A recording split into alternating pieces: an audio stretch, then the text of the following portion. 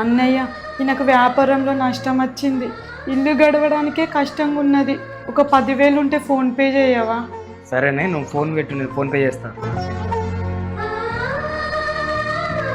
డబ్బులకు బదులు అన్నయ్యకు ఏదైనా పని చూడండి.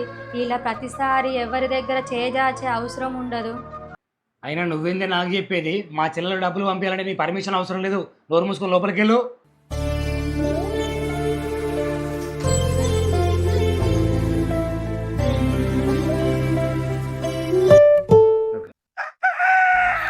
నేను ఆఫీస్కి వెళ్తానా, వచ్చేటప్పుడు కూరగాయలు ఏమైనా తీసుకురావాలి నా స్వప్న.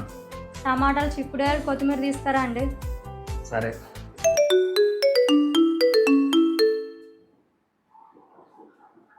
అన్నయ్య, పిల్లల స్కూల్ ఫీజు కట్టాలి.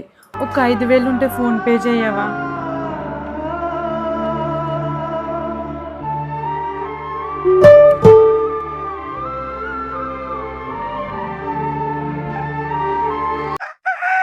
సరే అంటే ఇప్పుడే తీసుకొచ్చిస్తా.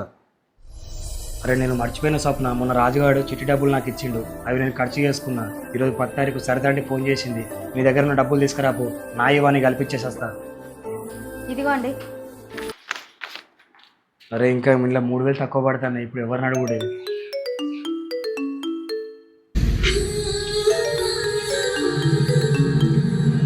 చెప్పు.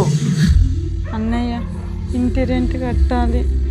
వ్యాపారంలో నష్టం వస్తే అతన్ని బయటికి వెళ్ళి ఏదైనా పని చేసుకోమను. ఇలా ఇంట్లో పండు ఉంటే ఎవరు పెట్టరు. అందరికీ పిల్లం పోరగాళ్ళు ఉంటారు.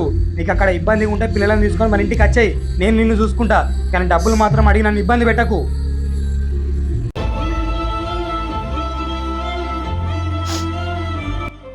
ఆ రోజు నువ్వు చెప్పింది కరెక్టే స్వప్న.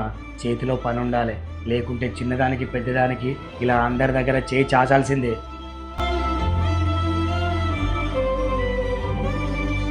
బయటికి వెళ్ళి ఏదైనా పని చేసుకోమను. ఇలా ఇంట్లో పండు ఉంటే ఎవరు పెట్టరు.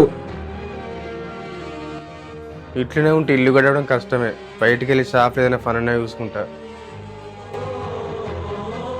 మీ చెల్లెలకి కష్టం వచ్చిందనగానే డబ్బులు పంపడం కాదు, వారికి ఆ కష్టం రాకుండా ఒక దారిని చూపండి.